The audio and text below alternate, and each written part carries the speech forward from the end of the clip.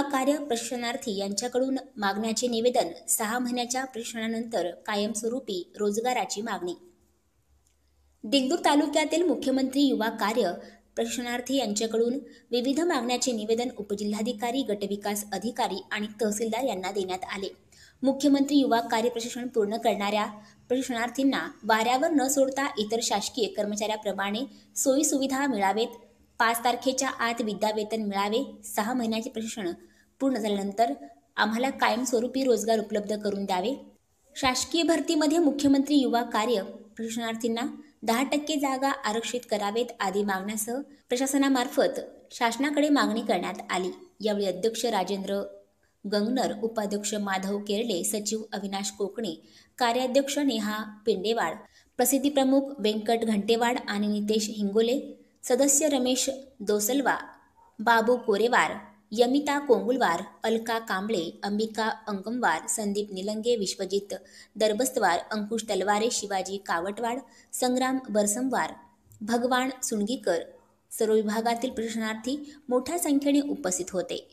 माननीय श्री एकनाथजी, माजी मुख्यमंत्री एकनाथजी शिंदे साहेब यांनी जे युवा बेरोजगार यांना एक काम देण्याची संधी हाती घेतलेला आहे, ते अतिशय उत्कृष्ट संधी हाती घेतलेला आहे। त्याच्यामध्ये आम्हाला पण गर्व आहे। आम्हा एक बेरोजगारांना एक काम भेटलेलं आहे, पण प्रशिक्षणार्थी म्हणून एक 6 महिन्याकरता आम्हाला ठेवलेलं आहे। मग 6 नंतर त्यांची अशी पण बाईट आहे की आम्ही 6 महिन्यानंतर त्यांना काम आपण तिथंच देण्याचा आपण प्रयत्न करू आणि करू पण, अशी त्यांची भूमिका पण आहे। त्याच पद्धतीनं आम्हाला 6 महिन्यानंतर आम्हाला वाऱ्यावर न सोडता की आम्हाला त्या ठिकाणी ज्या ठिकाणी आम्ही काम करत आहोत त्याच ठिकाणी आम्हाला कायमचं परमेंट करावं, तिथंच रुजू करून घ्यावं आणि आम्हाला जसं शासकीय कर्मचाऱ्यांना ज्या पद्धतीचे सवलती मुबलक ज्या पद्धतीची पगार भत्ते वगैरे सगळे भेटतात त्या पद्धतीचं आम्हाला पण द्यावं। आमची मागणी एवढीच आहे की म्हणजे नियमानुसार दर महिन्याला 5 तारखेच्या आत आमचं पेमेंट व्हावं। आता आमचे फक्त एक महिन्याचं पेमेंट झालेलं आहे, तरी आमचे भरपूर थकलेले पण महिने आहेत। आता 4 महिने झालेले आहेत, ते पण पेमेंट आमचं झालेलं नाही करावं आणि आम्हाला 6 महिन्याच्या नंतर ज्या त्या ठिकाणी रुजू करून घ्यावं। आम्हाला हेच विनंती आहे। धन्यवाद।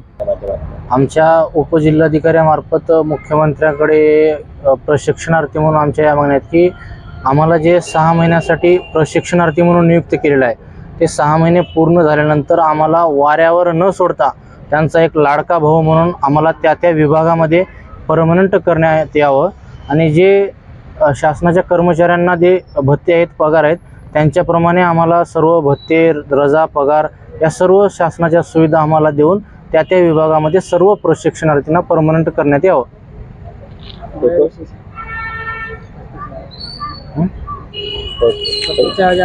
आणि जे शासनानं त्या GR मध्ये जे वयाची अट ठेवली आहे 35 वर्ष, ती 35 वर्षावरून जी शासनाची जी लोक परीक्षा देतात ते 38 वर्ष आहे, तर आमची बी 35 वरून 38 वर्ष वयोमर्यादा वाढवावी अशी तुमची एक प्रमुख मागणी आहे आमची।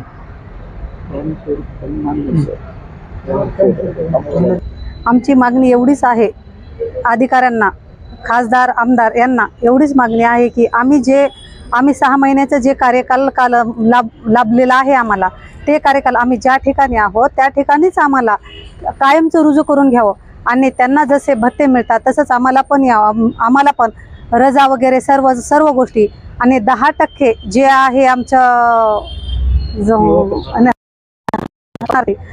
आम्हाला वेळोवेळी हे आमची आतापर्यंतची जे 3 महिने झालं आम्ही रुजू झालेलो आहोत, तरी आम्हाला आतापर्यंत एकही पगार वेळेवर दिलेला नाही। आम्ही अशीच मागणी करतो की 5 तारखेच्या आत आम्हाला त्यांच्यासारखंच आम्हाला वेळोवेळी 5 तारखेच्या मध्ये आम्हाला पगार व्हावा, एवढेच आमचे निवेदन आहे एवढ्या प्रशिक्षणार्थींच्या समवेत।